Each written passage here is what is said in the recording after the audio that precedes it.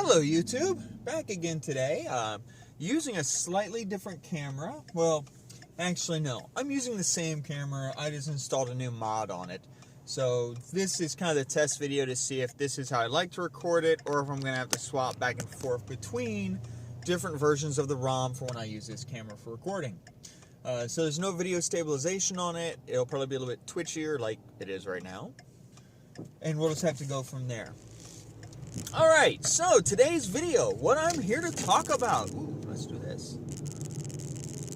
The reason I'm doing this is to address very briefly using the Bible in schools. And this came up recently in a conversation with someone. And I want to say, we need the Bible in schools. We need to be using the Bible in the classroom. Because really, how can you talk about things like the Reformation and the Puritans wanting to leave England without talking about the Bible, without talking about religion? I mean, how can you talk about the Puritans running to America because of their religion being persecuted, and the fact that their religion was going around and beating up people and forcing people to comply with their religion? You really can't do that without using the Bible. How can you talk about slavery in the United States without talking about the fact that in the South, the justification often was straight from the Bible? I don't think you can. If you try to talk about history without talking about the Bible, you're really doing it a disservice, because this was in many ways a great motivating factor. Religion was a huge impact in the public sphere. Even so much that all the various kings and queens and emperors of Europe were seeking the Catholic Church's, official approval, because they knew what an effect and what power it held over the people of Europe. So I don't think you can do this without the Bible. Now, the problem I foresee with doing this is this kind of a critical examination, an in-depth review of how the Bible was used in order to control people and to gather power and gain strength and do things that quite often were not very nice, is going to meet some resistance.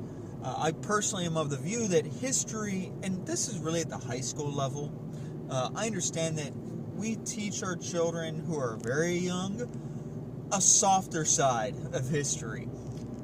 I think once they're in high school, though, we really need to open their eyes up to reality. We have to show the good and the bad. We have to show them what we say really happened, and of course with history it's with what is most likely what actually happened, to be technical. But I think we owe that to students. We can't just keep them in a certain level of ignorance because it's uncomfortable to talk about.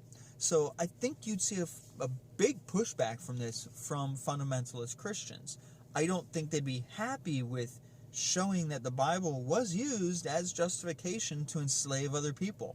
I don't think they'd be comfortable with using the fact that some congregations use the Bible as justification that women shouldn't be allowed to vote, that women need to be subordinate to their husbands. They're not going to like that, but that's the thing. It's not just about what we like, it's about what actually is.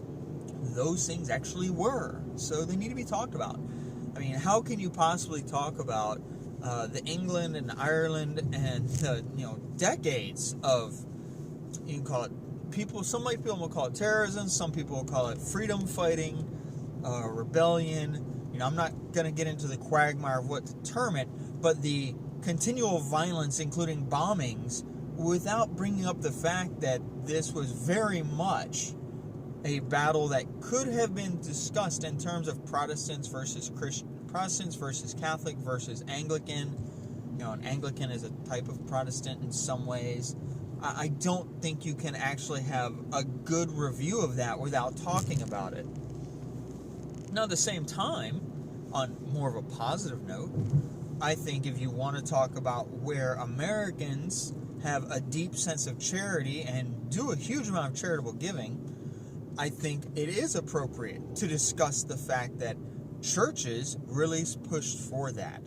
That's an appropriate thing to do. But it's not appropriate to just talk about the charity without also talking about the slavery. You can't just give the roses view of history. You've got to tell people the truth. the good, the bad, and the ugly. So, that's just my view. It's why we need the Bible in more classrooms.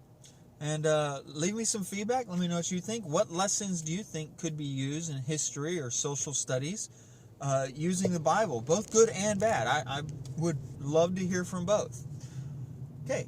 Well, thank you very much, and I hope you have a wonderful day.